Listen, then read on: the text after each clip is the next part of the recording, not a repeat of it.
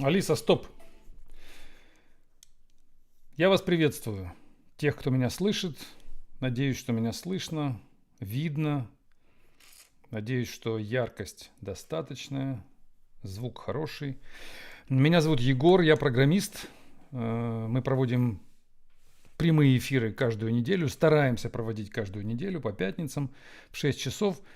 Вы приходите с вопросами, которые касаются так или иначе программирования, архитектуры, дизайна программно-аппаратных систем, менеджмента и карьерного роста вас как программистов. А также стараемся находить вопросы философские. Задавайте их, на них отвечать интересно, и мы их обычно отодвигаем на конец эфира, пытаясь в конце дать изюминку для скучающих программистов, сфокусированных на технических вопросах. Пытаемся наши с вами программистские мозги немножко разбавить чем-то гуманитарным и философским. Начинаем. Вопрос первый. Вопрос Владислав спрашивает по поводу компании Apple и их нового дизайна. Я не поставил себе новую версию пока операционной системы на MacBook, и никаких обновлений на телефоне тоже не происходило, но я слышал, что визуально новая операционка выглядит как минимум странно, а как максимум так как Windows. И это нас всех пугает, конечно, и разочаровывает. Вопрос, не кажется ли мне, что все это создается для того, чтобы в ближайшие лет 10 допиливать и адаптировать то, что создают сейчас эти горе-дизайнеры в компании Apple. Ну, я не думаю, что такой прям заговор в Apple для того, чтобы допиливать. Хотя исключать этого, наверное, не стоит. Думаю, что скорее это просто разгильдяйство корпоративного уровня, которое ничем не то что не остановить или не проконтролировать, а даже не измерить. Они даже не могут, я думаю, сами себе ответить на вопрос, что происходит. Просто как-то происходит дизайн, да и все. Думаю, что у любого хорошего продукта, у любого хорошего решения технического должен быть лидер, архитектор, глава, режиссер, кто-то, кто задает тон и заказывает музыку.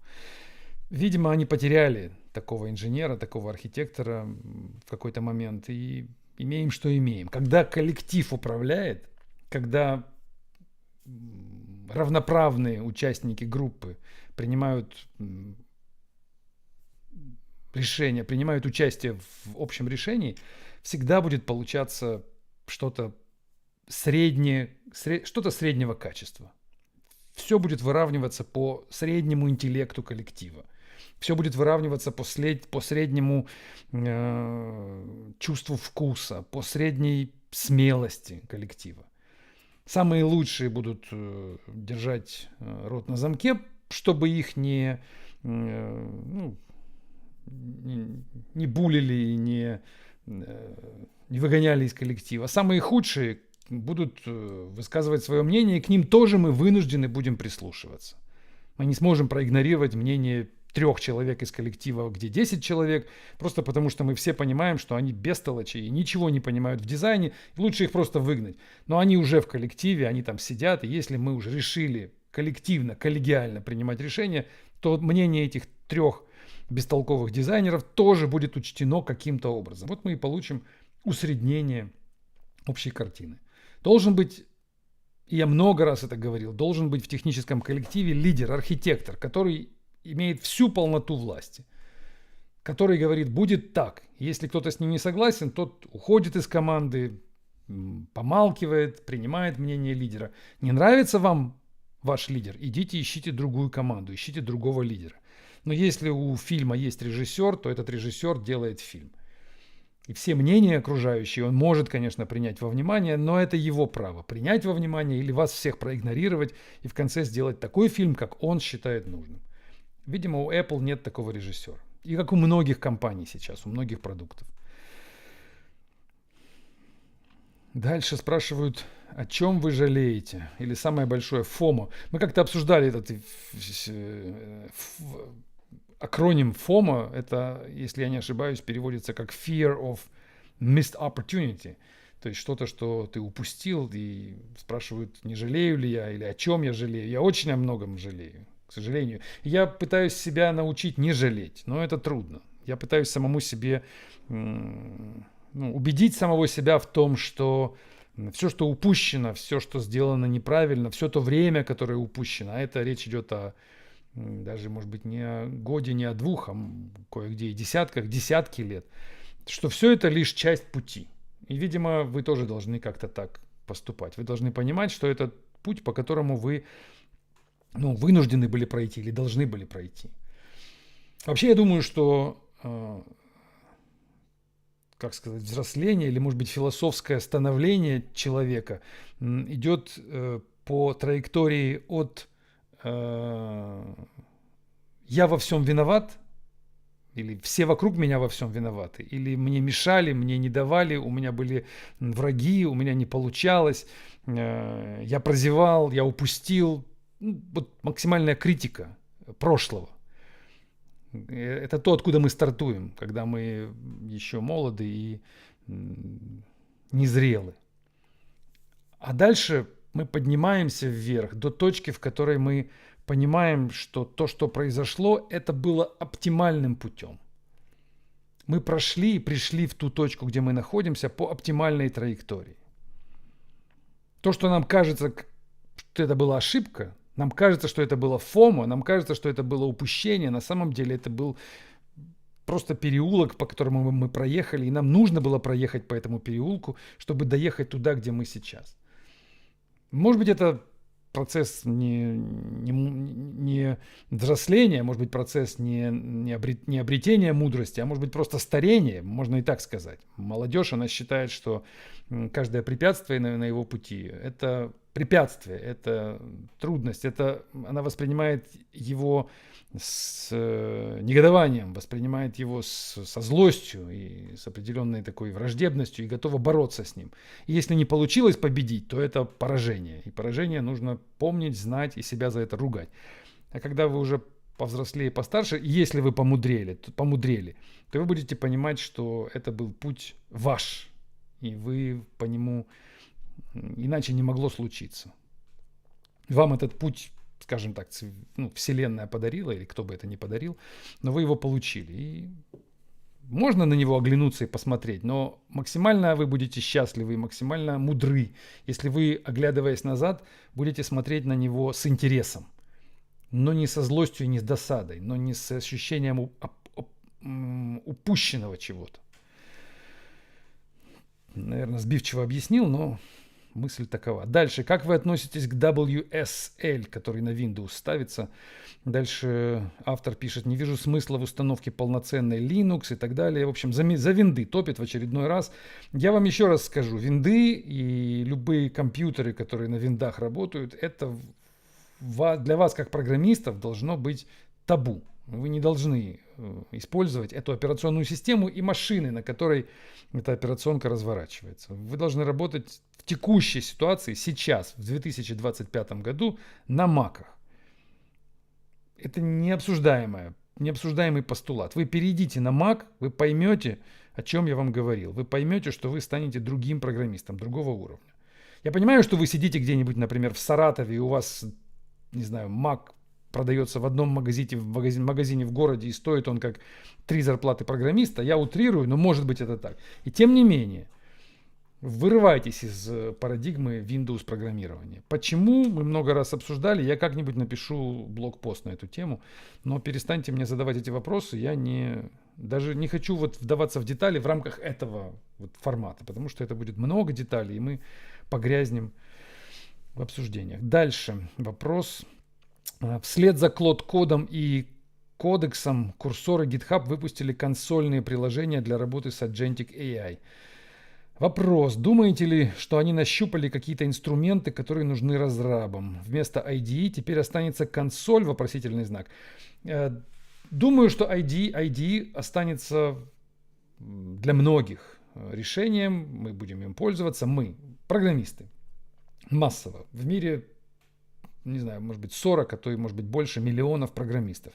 Из них подавляющее большинство не знает вообще, что такое Cloud Code, и не знает, что такое Copilot. Вот даже не знает.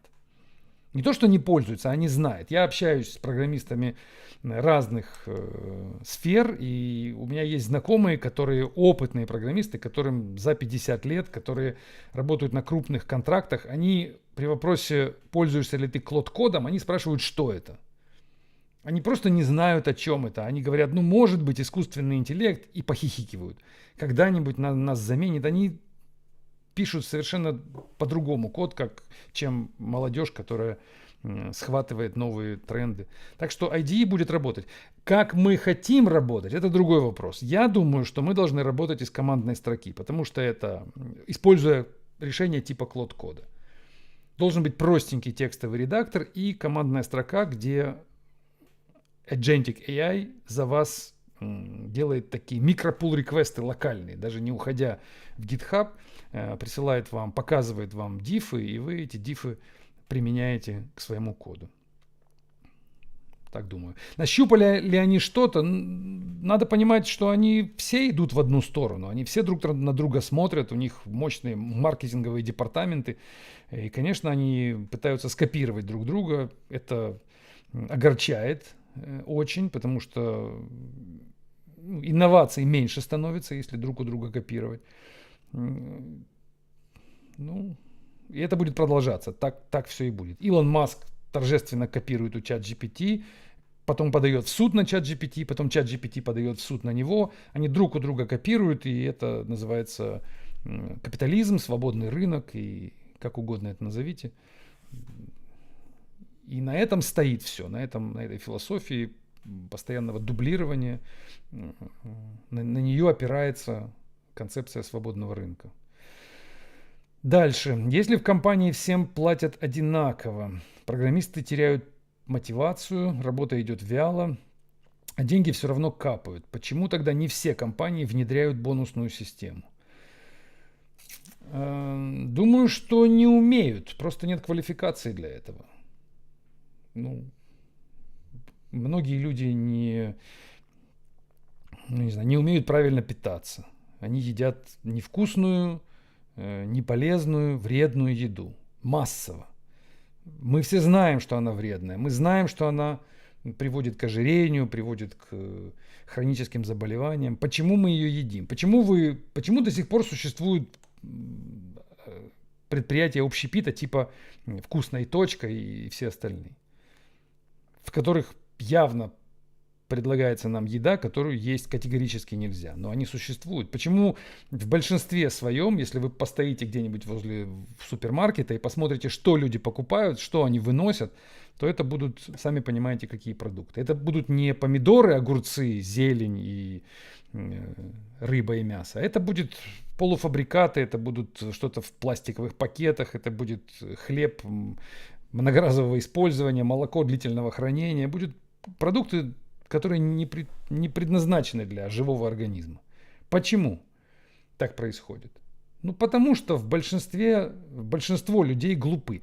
Мне вот пару дней назад мысль интересную услышал, что вроде бы в Америке, по каким-то там исследованиям или по какому-то мнению, только порядка 300 тысяч человек составляют думающую часть цивилизации американской.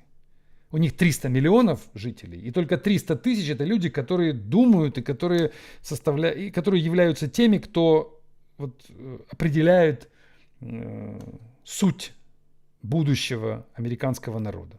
Все остальное это клей, все остальное это биомасса. Это люди, которые со средним или ниже среднего интеллекта. Это люди, которые не понимают, зачем они живут, не знают, кто они, для чего они родились. Это просто живые существа, которые каким-то непонятным, каким-то невыгодным для них способом появились на белый свет и из него уйдут таким же странным, бессмысленным образом. Ничего при этом не произведя, не создав. Что-то произведя, но не имея никакого жизненного смысла в своей жизни не видя. То же самое происходит в корпорациях, то же самое происходит в компаниях, в коллективах, возвращаясь к вашему вопросу. Ну, просто не знают люди, как это делать. Вот он слышал где-то, что было бы здорово там бонусы давать людям, и за эти бонусы люди будут лучше работать. Но как только он пытается это сделать, у него не хватает компетенции для этого. Он не знает, как бонусную систему настроить. Он не знает, какие бонусы давать. Он дал одному бонус, а тот, кому не дал, начинает возмущаться. И менеджера это пугает. Он говорит, так, не будет никаких бонусов, лучше я дам всем как-то поровну, по старинке. И если кто-то будет плохо работать, я буду на него кричать. Ну вот и все. Вот мой инструмент менеджмента. Я буду кричать на тех, кто плохо работает. Я буду похлопывать по плечам, по плечу тех, кто хорошо работает. Я буду обижаться на тех, кто не дает результат вовремя. Вот мои будут инструменты. Вина, обида, гнев, ну и любовь. Буду любить тех, кто молодец. Будут у меня любимчики и будут у меня изгои. Этот способ понятен всем. Это даже те, кто не входит в 300 тысяч интеллектуальной элиты Америки, понимают этот механизм. Как накричать на человека? Он знает, как это сделать. А как ему дать бонус, который по какой-то шкале каким-то образом вычислен, это куда более сложный вопрос. Дальше философский вопрос. Чувствовал ли я, что моя популярность это не совсем заслуга моих идей, это меня спрашивают, а больше результат хайпа и правильного маркетинга. Как вы к этому относитесь? Я, во-первых, не думаю, что у меня какая-то уж популярность есть, такая уж популярность. У меня не так много подписчиков, если вы посмотрите на цифры, то есть куда более популярные люди, у которых действительно популярность, в том числе на IT, в IT-сегменте такие люди есть. Но если говорить про хайп, в какой-то степени, да. Ну, у меня просто такой, не то что правило, я не могу сказать, что это принцип мой или какая-то техника, или стратегия, или тактика. Но так получается, что я говорю или пишу публично только то, что противоречит чему-то уже написанному. Мне не доставляет никакого удовольствия повторять то, что уже сказано. Или поддакивать. Или поддерживать кого-то. Для меня это непривычная для меня деятельность. Вот так. Можно назвать меня негативным человеком в какой-то степени, но большинство мнений, которые я высказываю, они негативные. То есть я ставлю свое мнение в противоречие уже существующему. И это мне не только доставляет удовольствие, но кажется и конструктивным, и правильным, и нужным, и важным именно это делать. Вот я листаю, например, Твиттер и вижу чьи-то сообщения. Если я согласен, я ставлю лайк. А вот если я не согласен, то я пишу что-то. Я не пишу никому yes, как вот Илон Маск, например, делает. Я не знаю, зачем он это делает. Он, мне кажется, в Твиттере проводит 90% своего рабочего времени. Судя по тому, сколько он там пишет и кого он лайкает, мне кажется, он бездельник номер один в Америке. Либо ему это важно делать. Может быть, он раскручивает платформу, но я только его там вижу из всех моих подписчиков, вернее, тех, на кого я подписан. Так вот, он очень часто просто пишет yes. Он увидел твит чей-то и пишет на нем yes. Делает репост и пишет yes. Ну, я бы этого не делал. Даже будучи на его месте, даже будучи тем, кто раскручивает Твиттер. Кажется мне, что это бесполезное, такое, неинтересное занятие. И поэтому, возвращаясь к вашему вопросу, поэтому получается, что если я высказываю каждый раз мнение оппозиционное, то и получается хайп. Ну, вы назовете это хайпом. Ну, так это выглядит. Что как будто он как Баба-Яга против, всегда против. Ну, а я просто когда за, я помалкиваю, потому что я вижу, что уже сказали это. Они говорят, я согласен с ними. Нужно будет, я поставлю лайк. Нужно будет, я там подпишусь под их словами. Но дополнять и добавлять не вижу смысла. Так что я к этому отношусь как к естественному ходу вещей. Раз я знаю, какой я, и отсюда я понимаю, что будет, когда я что-то скажу. Я понимаю, что я выступаю, допустим, на какой-то конференции, я обязательно скажу, с чем я не согласен. Ну, получится хайп. Люди услышат и скажут, вот посмотрите, что он говорит, он там кого-то опять условно поливает грязью. Я стараюсь не поливать грязью, я стараюсь находить конструктивные аргументы, но иногда это выглядит как... Сами понимаете, как это выглядит. Так, дальше.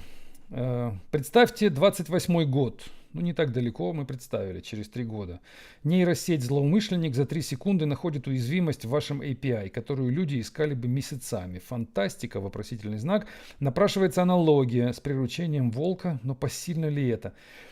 Так как-то и будет. Да, безусловно, нейросети станут на вооружение хакеров и будут взламывать сервера, сайты, что угодно. Но точно так же нейросети станут на вооружение второй стороны, той, которая защищается.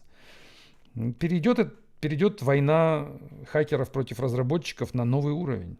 И хорошо, пускай так будет. Как дроны стали на вооружение современных армий, и теперь война стала другой. Ну, все развивается, цивилизация меняется. Не испытываю я на этот счет опасений таких, ну, о которых стоило бы говорить. Фантастика ли это? Нет, не фантастика. Так и будет. Так, дальше история. Значит, Scrum Project, Dev Team толковый, но за 2 года в продакшн ничего не ушло. Product Owner и бизнес очень недовольны. Архитект High Level код не пишет, ревью не делает. Решения принимаются голосованием. Кто виноват?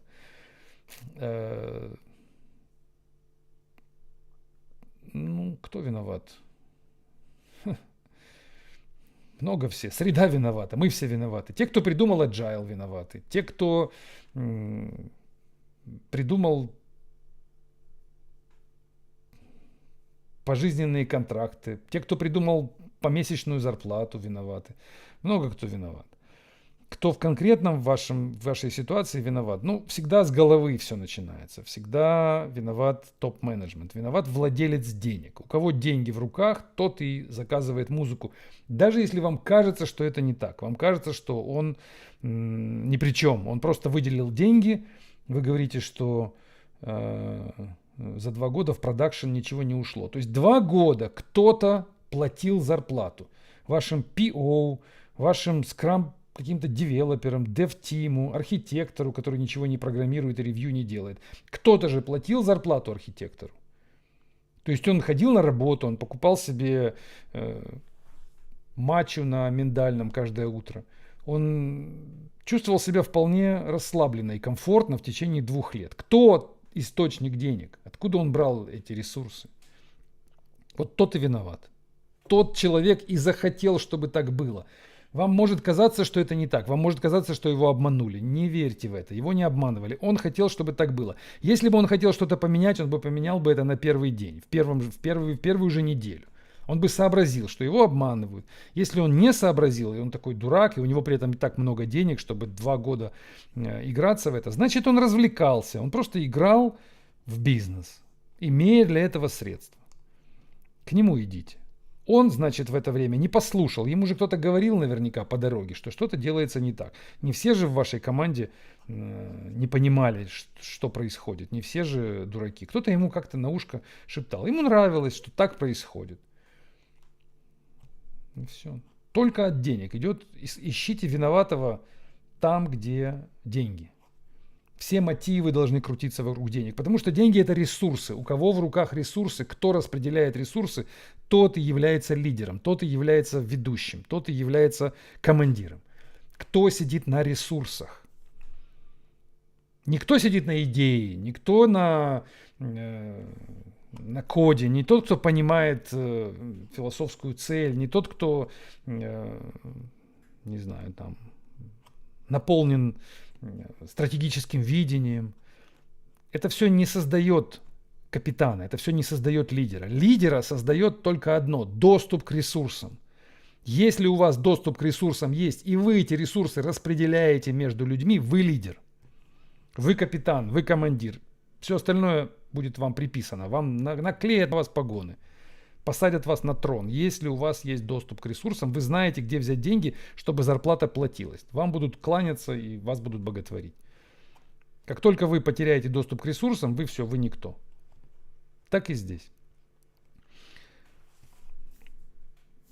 И в любой команде так. Так, вот здесь мне пишут, чтобы я больше стримы не пропускал. Я буду стараться каждую неделю. Андрей, я вас услышал. Так, стоит ли на GitHub заменить звезды на секунду, проскочили. Значит, стоит ли на GitHub заменить звезды на лайки и дизлайки? Помогло бы это open source сообществу получать более честную обратную связь? Дизлайки. Нет, я думаю, что бы помогло, так это ограничение людей по количеству лайков или звездочек, которые они могут поставить. Сейчас каждый, кому не лень, может поставить неограниченное количество лайков или звезд любому репозиторию. Должно быть не так. Должно быть, условно, на всем GitHub должна быть некая лимитированная доза звезд на всех. Например, там 100 миллиардов звезд на всем GitHub. Тебе ставят звездочку, она у тебя в плюс. Ты ставишь звездочку, она тебе в минус. И вот эти звезды переходят между нами. Я создал 10 репозиториев, мне набросали 1000 звезд. Теперь я могу эти звезды кому-то отдать. Когда я их отдаю, они, как-то, может быть, они должны оставаться на моих репозиториях в том числе, но у меня появляется возможность лайкать другие репозитории после того, как лайкнули меня. Это бы помогло. Это бы придало вес звездам и сделало бы их более ценными. Сейчас можно звезд наставить, вы знаете, мы в прошлый раз на эфире, я вам рассказывал, что проводили эксперимент, покупали звезды, их ставят без проблем, можно 100 звезд купить за одни сутки, вам их поставят. Это нехорошо, что это так. Дальше. Вы как-то сказали, пишет Владислав, что скоро с помощью ИИ можно будет воссоздать любого человека и общаться с ним. Вы записываете эти стримы, чтобы вскоре клонировать себя? Возможно, хорошая мысль. Я не думал об этом, но эта мысль очень правильная. Действительно, если собрать все мысли человека в одну большую библиотеку мыслей, в один большой промпт, в один большой датасет, то вполне себе ИИ сможет предположить, какая будет следующая мысль у данного человека. Ну и здорово, пускай остаются тексты. Владислав, я поддерживаю вашу идею. Дальше. Читаю про массовые увольнения из бигтеха. В какие сферы пойдут все лишние программисты? Вопросительный знак. Как не стать одним из уволенных?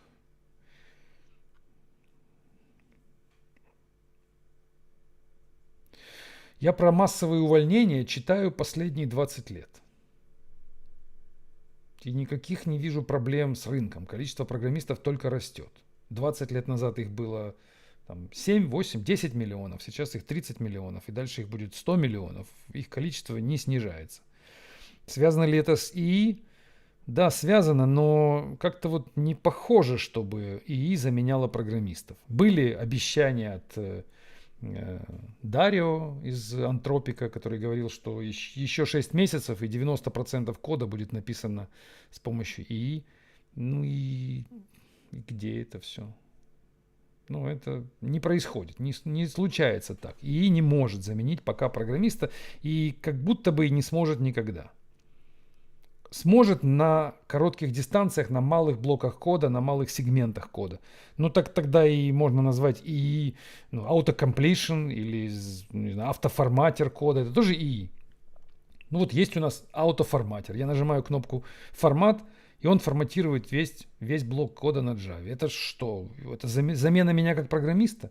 Ну, в какой-то степени да, я вручную это не делаю. Но это автоматизация, это не замена.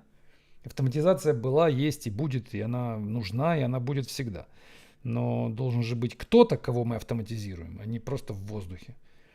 Не верится мне, что программист сможет полноценно сидеть и кодить без мониторинга, без контроля, без управления. Ну, на заводах по сборке автомобилей или на заводах по сборке мобильных телефонов. Там людей куда меньше сейчас, чем их было 10 лет назад или 50 лет назад, если речь идет об автомобилях. Там работают роботы, но люди роботами управляют. Да, людей стало меньше. Тех, которые закручивают гайки и красят, может быть, вручную. Раньше красили вручную корпуса автомобилей. Сейчас красит робот. Стало людей меньше. Но в области программирования как будто бы не вижу я такого движения в сторону массовых сокращений. Дальше вопрос Руслан задает. Согласно PMBOK, проект имеет начало и конец, но современная разработка непрерывна. Мы итеративно улучшаем продукт на протяжении многих лет. Как это классифицировать? Это не проект? Вопрос замечательный. Я думаю, что в этом вопросе PMBOK не актуален. Я бы не сказал устарел, но не актуален. Действительно, мы не живем в мире проектов. Нас не окружают проекты, по крайней мере, программистов не окружают проекты. Нас окружает продолжительная деятельность, которая перетекает одна в другую. Сначала мы делали что-то, потом это что-то нужно продолжать поддерживать, но появляется что-то еще, и мы продолжаем делать то, что делали, только под немного другим названием, может быть, даже в немного другой организации. И поэтому я бы не рекомендовал мыслить, как рекомендует PMBOK, проектно. А все-таки мыслить, используя ту же терминологию, что PMBOK. Например, у него есть scope, есть time и есть budget. Известный треугольник менеджмента. Время, деньги и объем работы. Он остается. Мы понимаем, что у нас есть эти три ограничения. Но он движется вместе с нами вперед во времени. И каждый день, условно говоря, мы видим наше будущее через призму тройного ограничения. Мы не видим наше будущее как что-то, что закончится через 3 месяца. Оно не закончится. Мы будем после 3 месяцев продолжать делать что-то снова.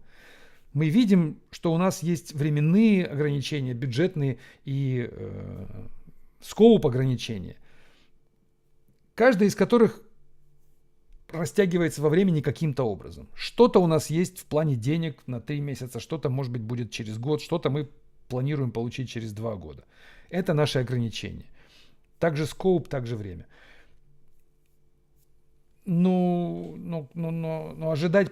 Пытаться запланировать что-то, исходя из терминологии проект, который закончится, неправильно. Если вы project manager и спрашиваете меня об этом, то я бы вам не рекомендовал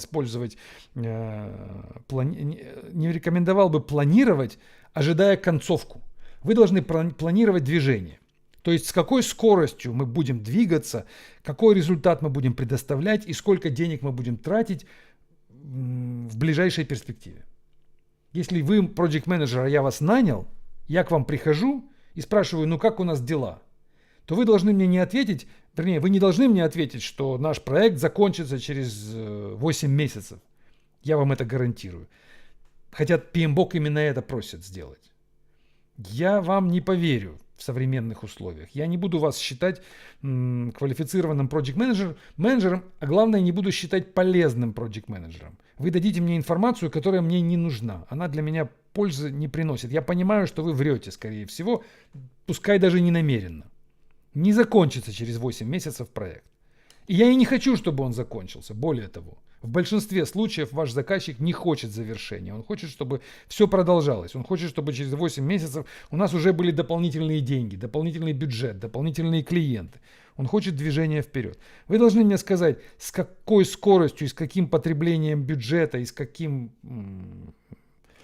объемом функционала мы будем входить в каждый следующий месяц или в каждую следующую неделю. Понимаете? То есть давайте мне метрики движения, а не метрики конца. Надеюсь, объяснил. Дальше Юрий спрашивает. Объясните, пожалуйста, подробнее, чем поиск бага через написание тестов лучше его поиска через дебаг. И как привить себе правильный вариант как практику. Говорили уже об этом, могу еще раз рассказать. Когда вы делаете дебаг, вы пытаетесь воспроизвести ошибочную ситуацию, которая случилась на продакшене, у себя на компьютере. Для этого вам нужно воссоздать те же условия, создать те же данные или похожие данные на то, что увидел клиент на продакшене. Для этого нужно нажать какие-то кнопки, нужно что-то положить в базу данных, нужно открыть какие-то окна, со всем этим посидеть и дальше начать выполнять программу пошагово, двигаясь от алгоритма к алгоритму, от вызова функции к вызову функции. Вы будете проводить эту работу, сидя перед компьютером несколько минут, а то и несколько часов, а то и несколько дней, пытаясь угадать или пытаясь пронаблюдать, в какой момент времени 0 запишется в эту переменную x, так что потом мы разделим на x и получим деление на 0.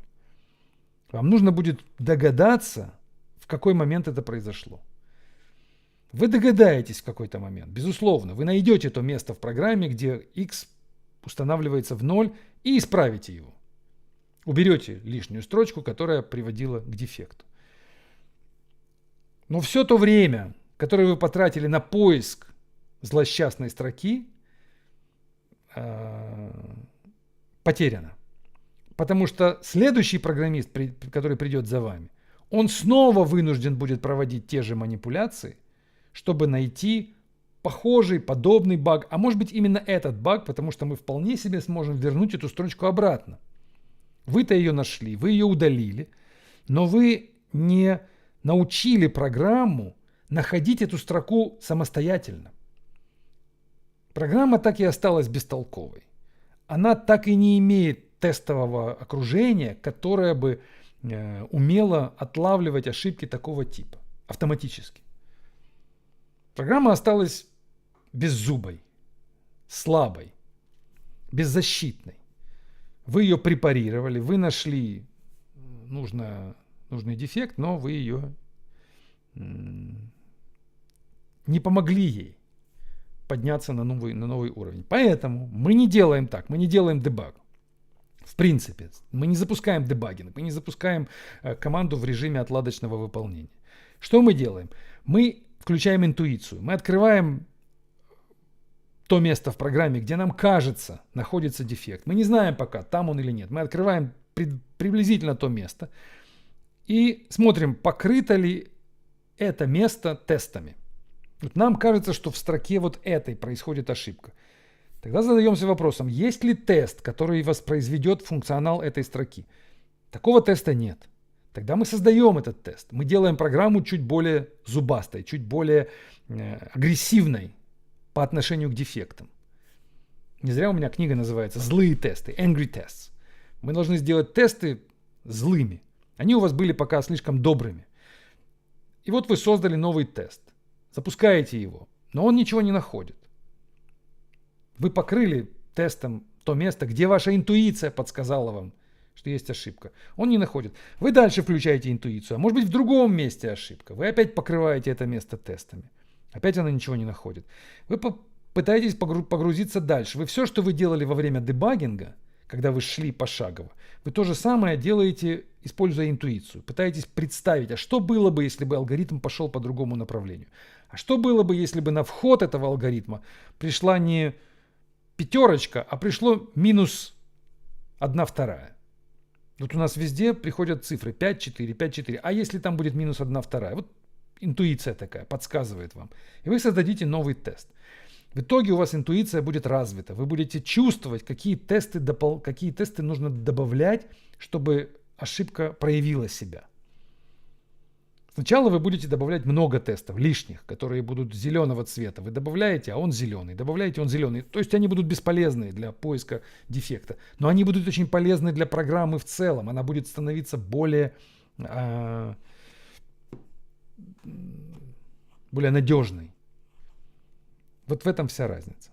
Дебагинг же не создает никакого value. Дебагинг — это просто потеря вашего рабочего времени. Вы много тратите времени на поиск ошибки, потом ее устраняете. Может быть, вы потом напишите тест. Вы мне скажете, я напишу тест потом. Когда я нашел то место, где ошибка, я сяду и напишу этот тест. Можно так. Но опять же, у вас появится только один тест, который покрывает эту конкретную точку. А если вы будете ловить баг с помощью интуиции, у вас появится много тестов дополнительных. Плюс вы еще и сделаете рефакторинг, пока будете покрывать тестами. Скорее всего, вам придется улучшить программу, почистить ее.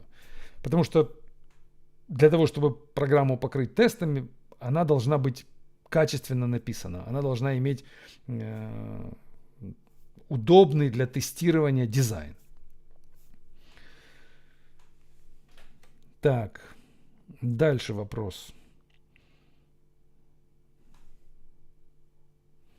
Качество бумаги Angry Tests отличается от бумаги прошлых лет, как будто стало хуже. Почему так?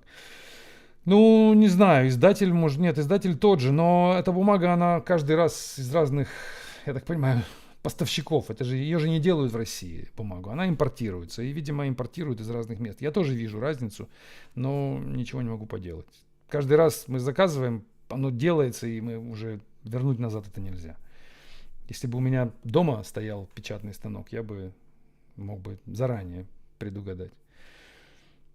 Так, дальше. Вы говорите, что за коммунизм и социализм, но и говорите, что фанат Amazon, компании, которая известна на весь мир своими ужасными условиями труда, запретом профсоюзов. Или вы смотрите только на IT-часть?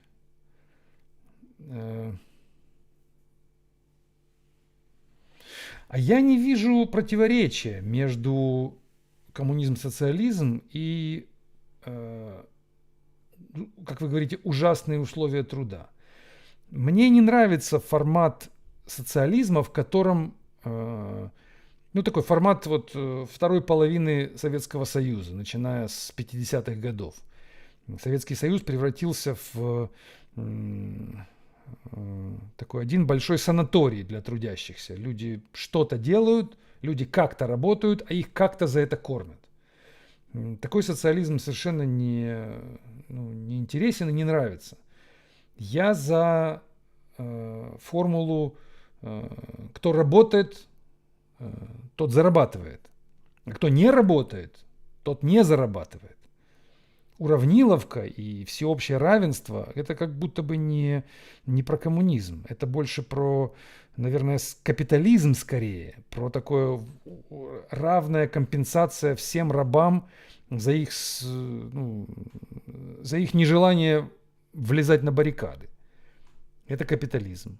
Мы всем дадим какие-то небольшие блага, небольшие доходы, они будут более-менее накормлены, сыты, как в Советском Союзе времен моего детства.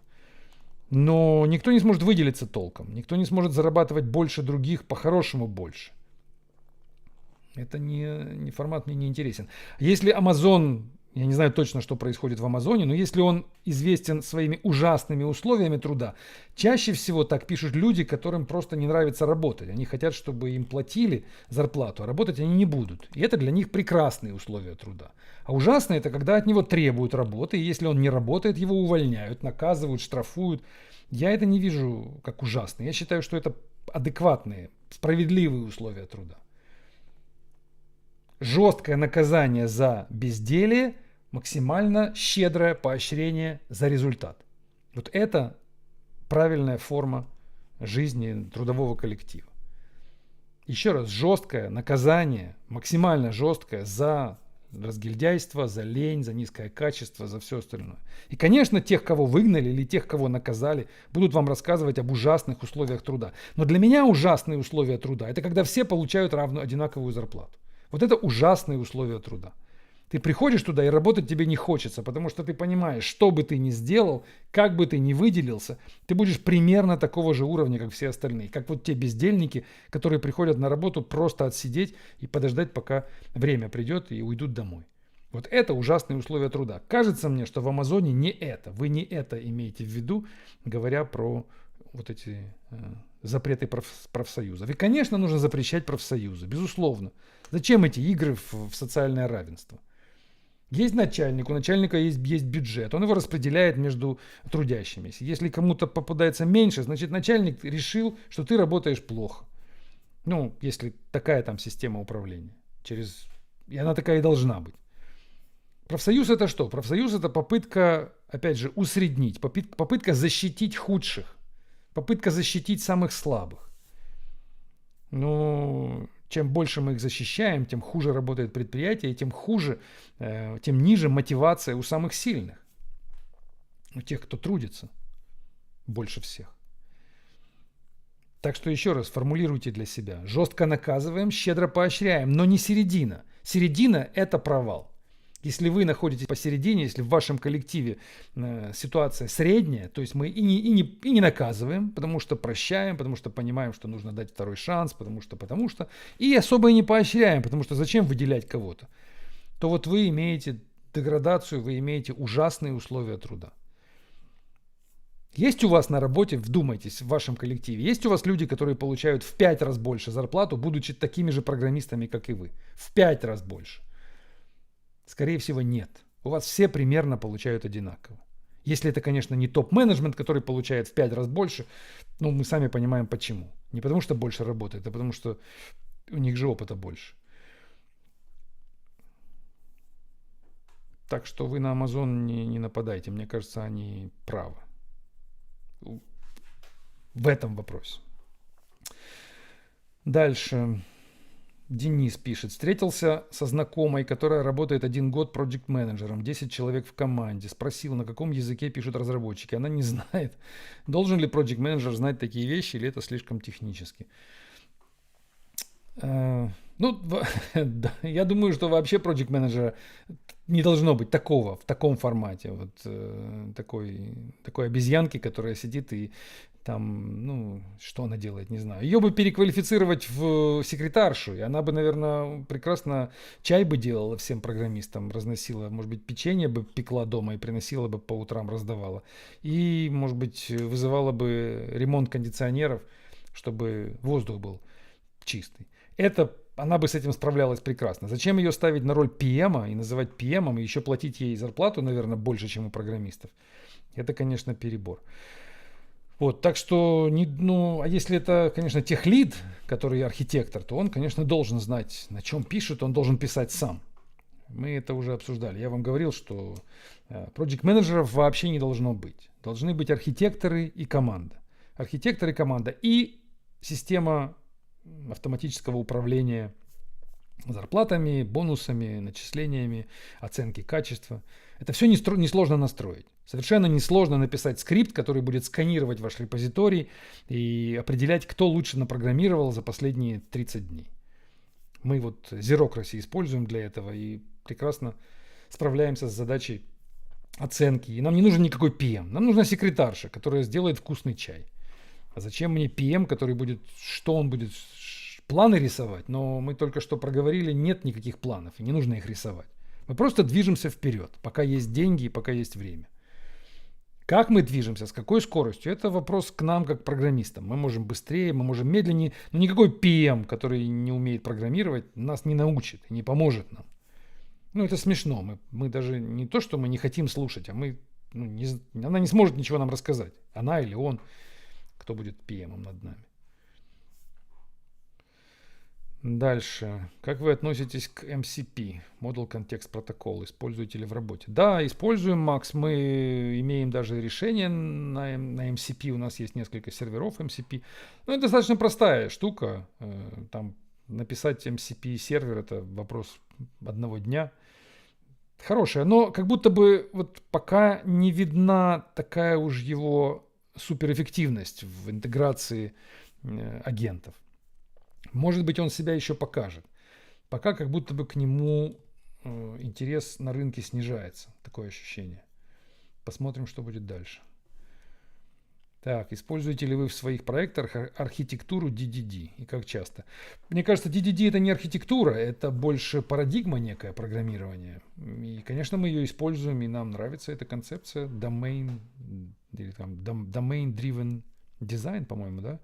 Когда вы пытаетесь внутри кода, в дизайне классов и объектов отразить тот мир, который вы моделируете, который вы автоматизируете. Да, это очевидно и должно быть именно так. Так, на одном из стримов Алексей спрашивает, вы говорили, что вы именно за съем квартиры, а не ее покупки. Почему? Если есть возможность снимать ту квартиру, которая вам нравится в плане дизайна, локации и всего остального, то, конечно же, более выгодно делать именно так, выгодно снимать. Ну, первая причина, вы не попадаете в зависимость от государства. Квартиру, которую вы владеете, у вас можно конфисковать, условно говоря. Вы можете где-то ошибиться с налогами, вы можете где-то ошибиться с, ну, я не знаю, с каким-то правонарушением, чем угодно. У вас можно ее забрать, вы можете лишиться собственности. Это первое, одна из причин, один из негативных факторов. Второе, вы, имея квартиру, вы должны быть к этому месту привязаны, к тому, где вы находитесь. Вы всегда должны жить в этом месте, вы не сможете резко решить переехать на Бали, еще куда-нибудь, вы привязаны к точке дислокации. Второе. Ну, третье, наверное, квартира, которую вы уже купили, она в лучшем случае растет в цене, но в худшем случае она теряет. И мы знаем за последние 30 лет жизни в России люди несколько раз теряли, чуть ли не в 2 раза падала стоимость квартиры. В 2014 году, например, долларовая стоимость квартир упала в два раза. По-моему, в 2008 году тоже был кризис квартирный, и тоже все упало в 2 раза. То есть тут не так все стабильно, как с долларом, например, или с какой-то там евро, какой-нибудь стабильной валютой. Все-таки вы имеете риск потерять. Вот. Ну, есть четвертое, это просто дроны летают, и в какой-то момент он может в ваш дом влететь, и квартиры у вас просто не будет. Вам дадут какую-то компенсацию, но вот посмотрите на жителей Мариуполя, например, которые лишились домов, квартир, всего, и у них их просто нет. Я даже не знаю, им как-то компенсировали что-то, но, конечно, это массово было трагедией для людей. То есть недвижимость – это то, что нужно защищать. Вы должны за нее бороться, биться, переживать, думать о ней. Вы должны, платить налог какой-то, но он незначительный, тем не менее. Вы должны делать в ней ремонт, это тоже расходы. Вы должны ее, как за малым ребенком, ухаживать, как за домашним животным. Вот квартира – это что-то сродни кошке или собаке. Когда вы арендуете, то это, конечно, история вся другая. Все проблемы на владельце квартиры вы просто ежемесячно отдаете и можете... всех этих перечисленных проблем у вас нет.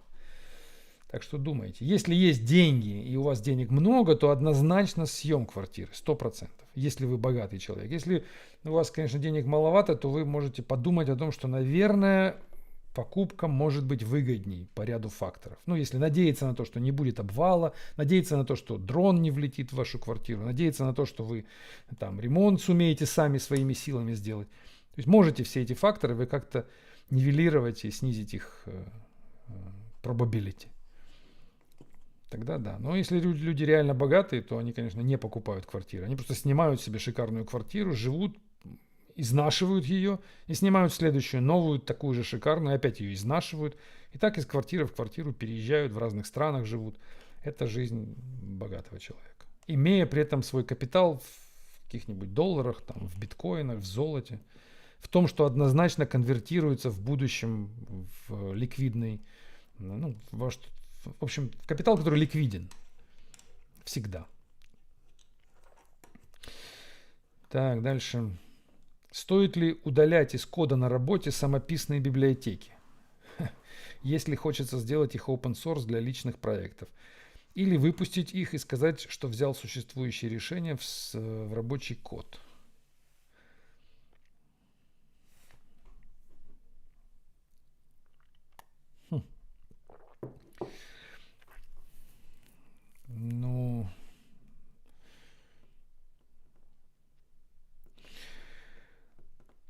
Нужно разговаривать с вашим работодателем. Если вы, конечно, уже все написали, и это все внутри продакшн кода у вас на работе, то просто взять оттуда фрагмент и выложить в open source, не говоря об этом своему начальству, это будет странно как минимум, а как максимум некрасиво.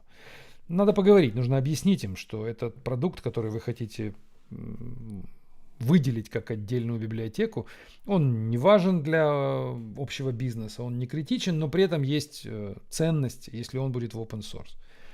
Так нужно сделать. или я немножко, может быть, не понял вопрос. Ну, кажется мне, что такое должно быть решение. Совсем втихаря делать это нехорошо, но у вас, ну, не то, что поймают за руку, но будет это выглядеть странно. Зачем вы так сделали? Вы вменяемый ли вы человек? У вас так вот спросят. Не то, что подумают, что вы прям воришка, потому что вы ничего не украли. Ну, вы сделали это публично. Вы же ничего не заработали от этого.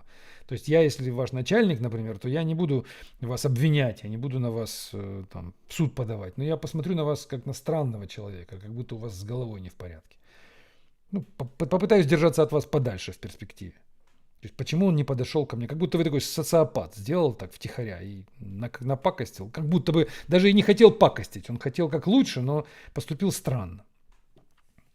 Так что проговаривайте эти вопросы. Так, дальше. Часто ваше радикальное мнение, Энди пишет, в теории мнения и теории в IT-комьюнити встречаются с критикой и насмешками. Как вы научились настолько не обращать внимания на мнение других или просто всегда были таким? Да, я уже как-то отвечал на этот вопрос, но помимо критики и насмешки, большое количество людей, которым помогает мое мнение и мои теории. И моя статистика показывает, что второй категории людей больше, чем людей в первой категории. Поэтому я вижу, что полезность, она достаточная для того, чтобы продолжать делать то, что я делаю. Если бы я увидел, что только насмешки или только сопротивление, то я бы, конечно, остановился и задумался, зачем я это делаю, если никто не принимает. Но если я публикую видео, и у меня же, например, на видео я выкладываю лекцию на своем канале, мне ставят лайки и дизлайки. И YouTube показывает мне, сколько лайков, сколько дизлайков. И я вижу, что 95% лайков из 300. 300 поставили лайки и 30 поставили дизлайк. Ну, вы бы на моем месте продолжали бы снимать видео при такой статистике? Или вы бы подумали, 30 человек меня задизлайкали, и они же там, наверное, смеются, сидят. Там же насмешки, надо остановиться. Или вы бы посмотрели на 290, 300 человек с лайками. Вот и все. Ну, критики, насмешки и чего. Это даже хорошо во многом. Ну, они же как-то разносят мнения, они друг другу что-то говорят, то есть им не безразлично, значит, у них это все вызывает какую-то реакцию. Ну, хорошо. Главное, чтобы их было меньше, чем лайков.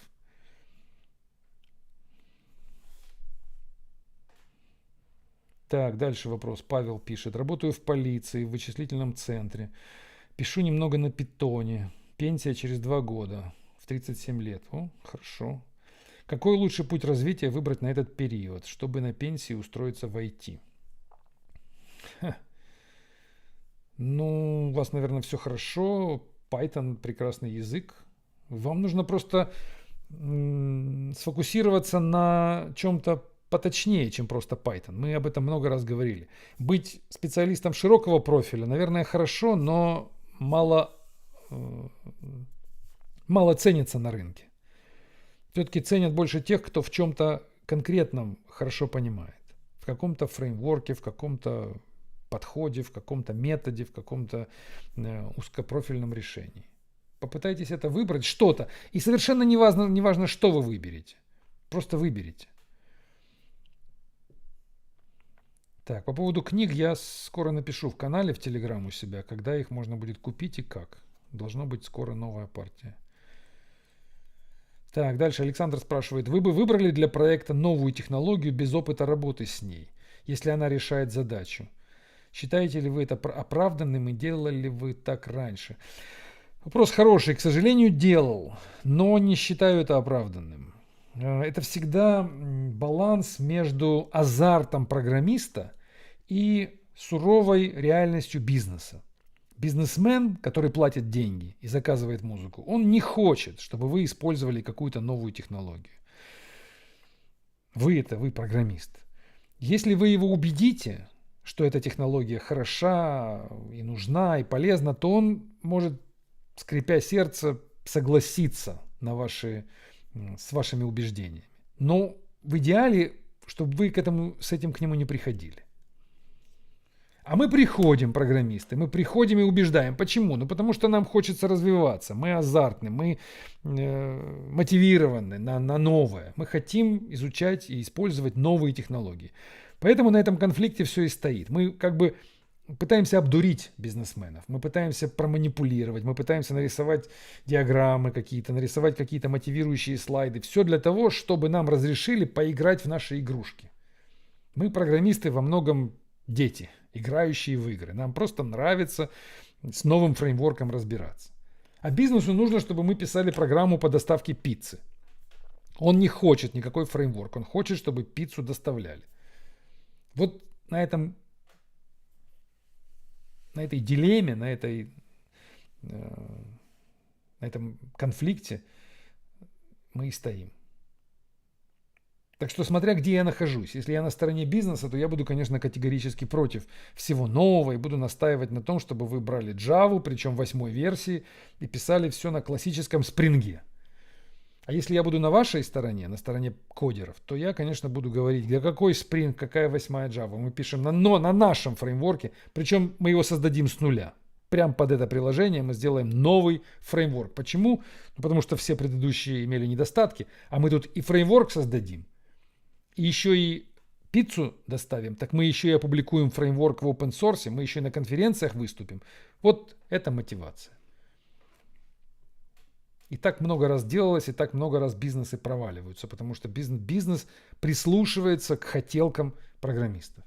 В итоге провал, потеря денег, все почему? Потому что дали детям поиграться. Они поигрались, ну и разбежались. Их никто же не накажет, чего с них возьмешь. Они по-честному писали фреймворк. Сколько на моей памяти погибло проектов из-за того, что они делали свой фреймворк, который лучше, чем предыдущий, делали свой, все свое, потому что им это нравилось. У них азарт, любовь к делу и конец бизнесу. Так. Дальше. Ты как-то говорил, пишет мне слушатель, что типы в языках программирования это костыль. Но ведь продвинутые системы типов, хотя бы в OCaml, могут дать надежность больше, чем тесты, и требуют писать сильно меньше аннотаций типов.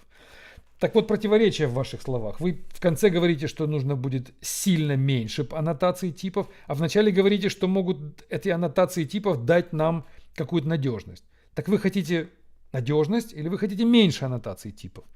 Давайте определимся. Я за то, чтобы их было меньше. Точнее, чтобы их не было вообще. И язык сам по себе должен их сам автоматически расставить. Если он достаточно простой для этого, и программу вы пишете таким образом, чтобы их можно было расставить. В этом моя гипотеза. Я предполагаю, что можно создать такой язык программирования и такие писать программы, чтобы все типы выводились автоматически. Чтобы нигде не нужно было аннотировать. Нигде не нужно было подсказывать компилятору. Компилятор должен знать о том, какие типы. Безусловно, мы без типов внутри компилятора, без типов будет нехорошо. Мы не сможем программу во что-то более-менее быстрое скомпилировать. Но нужно, чтобы программист этого не видел. Программист должен писать без подсказок. А компилятор в процессе работы сообразит, где какой тип стоит, и скажет программисту: здесь нестыковка, этот с этим тип не стыкуются. А OCaml прекрасный язык, в нем тоже есть аннотации типов. Давайте их уберем оттуда, совсем. Многие языки существуют, где аннотации типов можно не писать. Например, та же Java. В современной Java можно опустить тип для переменной и написать просто var. Но не всегда. А давайте представим Java, в которой всегда мы пишем var. А если мы написали программу так, что, указав var, компилятор говорит: я не понимаю, что это за переменная, какого это типа, то программа просто не компилируется. И программист должен ее переписать, сделать ее понятнее, сделать ее проще, так, чтобы и компилятор ее понял, и программист продолжал понимать.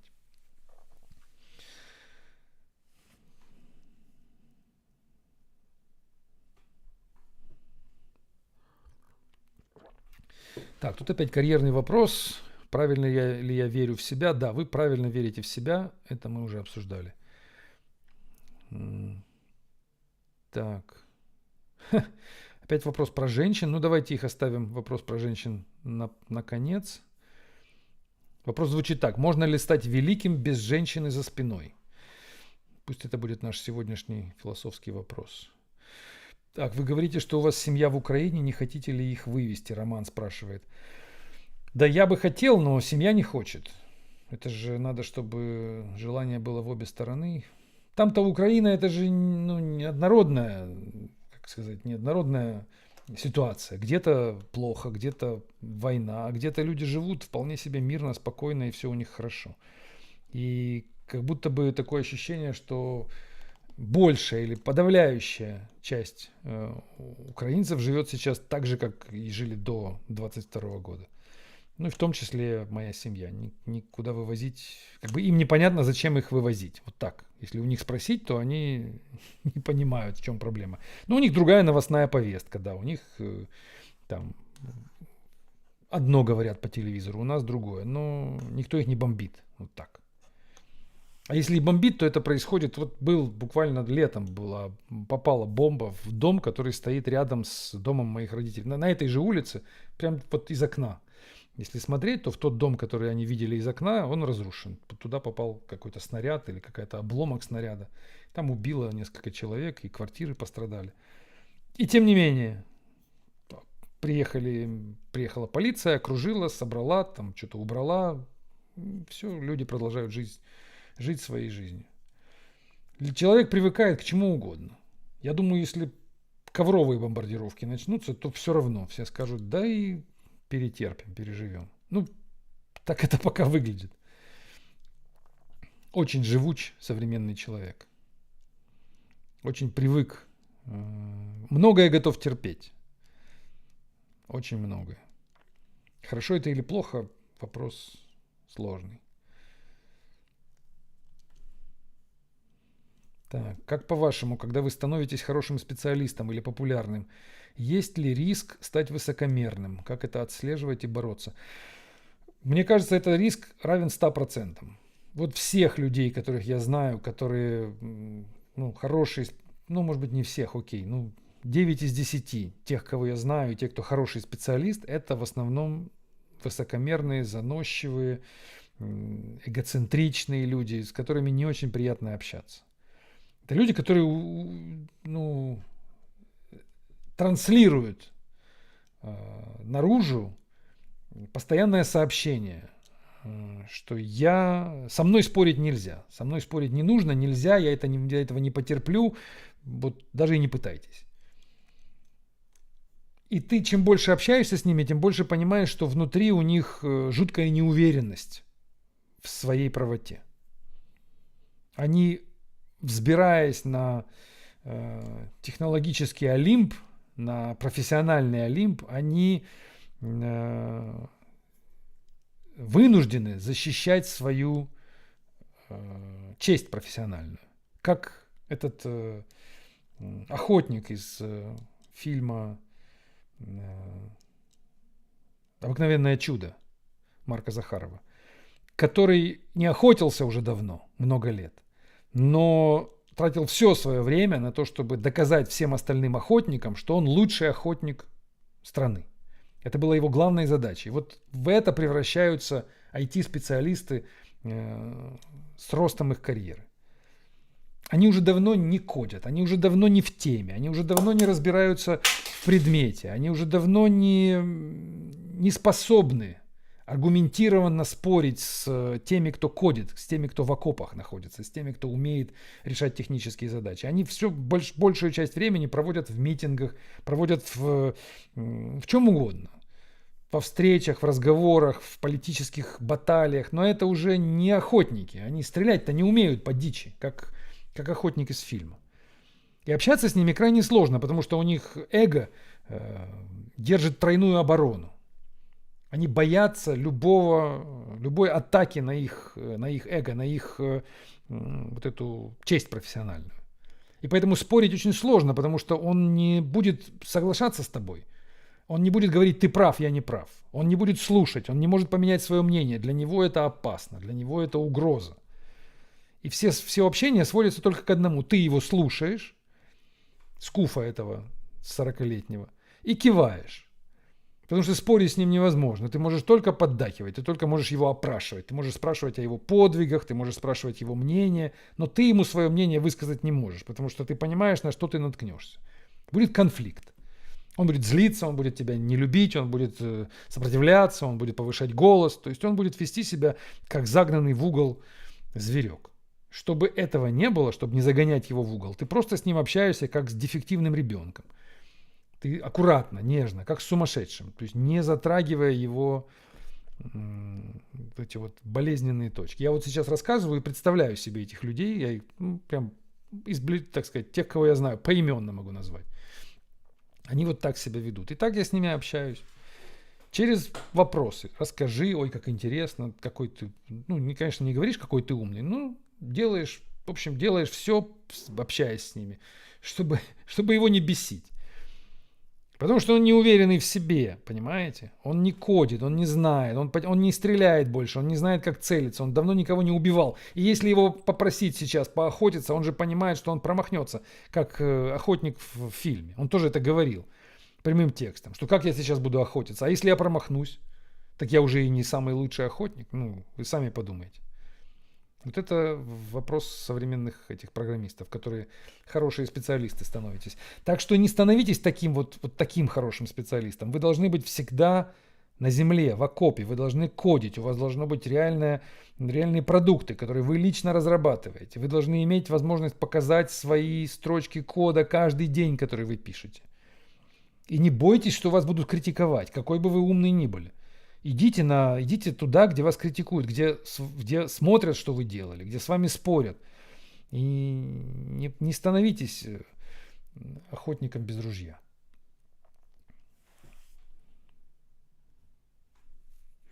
Так, Данил спрашивает, по вашим ощущениям, мир на пороге горячей стадии Третьей мировой. Какое наше будущее?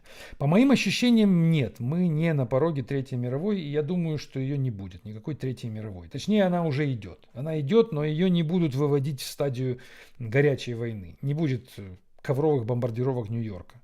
И Берлин гореть не будет. Этого не будет. Но он уже горит, только изнутри. Та же иммиграция, тот же бандитизм на улицах Нью-Йорка, те же гражданские конфликты в Америке, эти противостояния, политическая борьба, она заменяет нам реальную войну. И еще неизвестно, что больше уничтожает нас, что наносит нам больший урон. Прямое столкновение, в котором подрались, поломали друг другу руки, ноги, выбили зубы и разошлись.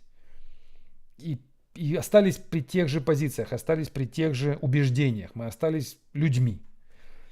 А если вас десятилетия за десятилетиями приучают к тому, что вы дурак, приучают к тому, что вы болван, что вы биомасса, так это хуже, чем если бы просто вас танком переехали, условно говоря. Танком переехали, кто-то выжил, кто-то погиб. Но те, кто выжили, они остались теми, кем они были. Более того, они еще и закаленнее стали. Они знают, что такое борьба, что такое смерть, что такое танк. Он вернется к трудовой жизни и будет строить мир. А эти, которые сейчас, биомасса, которая от ТикТока отлипнуть не может, она что будет строить?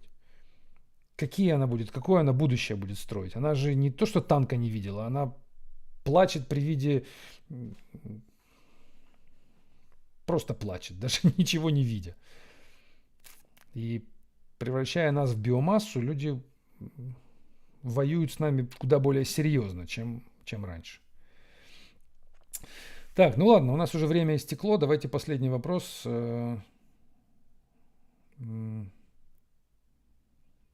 Спрашивает вот Павел еще вопрос. Сколько по времени в день у вас умственной работы по написанию кода, не считая созвонов? У меня нет созвонов, к счастью. Нет такого понятия, как созвоны. Я этим не занимаюсь. Мы ни с кем не созваниваемся. Мы пишем код, либо обсуждаем внутри чатов, или обсуждаем прямо в тикетах, что нужно делать. Но созвон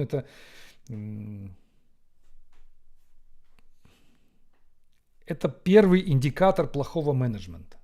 Если у вас есть созвоны в IT-мире, в IT-проекте, если вы выходите на связь голосом, то знайте, что ваш менеджер или ваш менеджмент в коллективе требует улучшений. Вы не должны ни с кем созваниваться. Это худший способ коммуникации. У меня есть даже на блоге статья, там 7 уровней взрослости коммуникации в команде. И там созвоны стоят, по-моему, на первой или на второй ступени по, так сказать, снизу вверх. На последней находятся тикеты. Тикет-система. У тикета есть номер, мы в этом тикете записали задачу, проблему описали, нашли решение проблемы и закончили. Только так должно быть.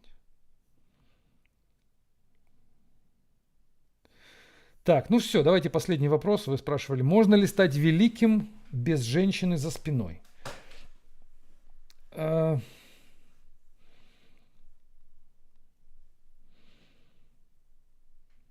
Думаю, что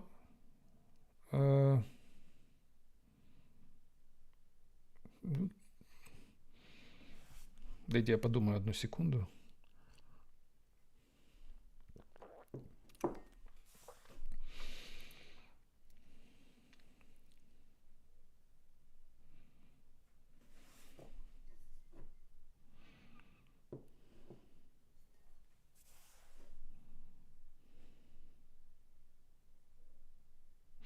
Ну, наверное, тривиальную вещь скажу. Думаю, что это не связано. Я пытался сейчас вспомнить вам примеры, привести великих людей и женщин, которые их окружали, или наоборот, женщин великих и мужчин, которые их окружали. Наверное, нельзя стать великим без любви. Это да. Но будет ли это любовь к какой-то одной женщине конкретно, или это будет любовь к женщинам, которых вы за свою жизнь увидите несколько, и кто-то из них повлияет на вас больше, кто-то меньше. Но вот без эмоций не стать, я думаю, великим. Если у вас только холод внутри, если у вас только расчет, если вы только мыслите рационально, то я-то не знаю, как стать великим, безусловно, и не представляю себе рецепта, но чисто по ощущениям на рациональности не выехать далеко. Нужна все-таки иррациональная составляющая в наших действиях, в наших жизненных стратегиях. А женщины, если мужчина спрашивает, то женщины это и есть иррациональная составляющая. Это эмоция, это чувство.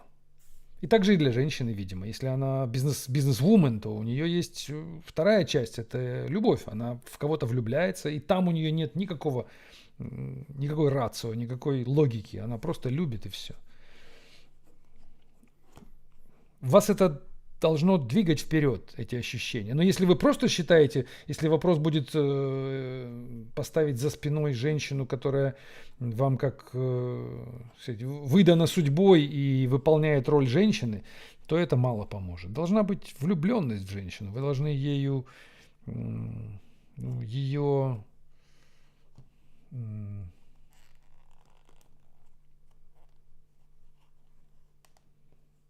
даже не знаю, как подобрать слово правильное.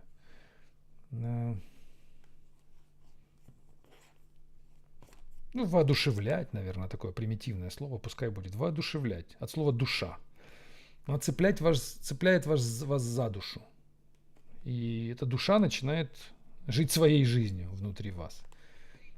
Вы кодите, да, вы продолжаете писать код, но у вас есть другая ваша часть, которая рвется куда-то в другую сторону. И это здорово.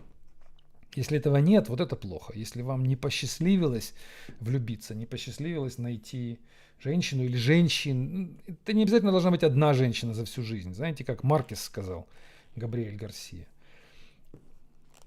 Для одной любви жизни слишком много. То есть в жизни, тут можно двояко понять это выражение. Можно, с одной стороны, понять, что и кроме любви должно быть в жизни что-то еще.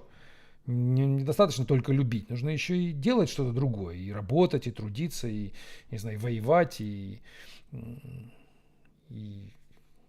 код писать. А может быть, он имел в виду, что для одной любви слишком много. То есть этой любви должно быть несколько. Вы в студенческие годы вы любили одну, вы стали старше, вы стали любить другую, вы повзрослели еще, вы полюбили третью. У вас жизнь слишком большая для того, чтобы любить только одного человека. Это Габриэль Гарсия Маркес. Мой любимый писатель, кстати. Все, на этом мы заканчиваем. Спасибо тем, кто пришел. Увидимся с вами вновь на нашем эфире в следующую пятницу в 6 часов. Надеюсь, я вам какую-то пользу сегодня принес. Пока-пока.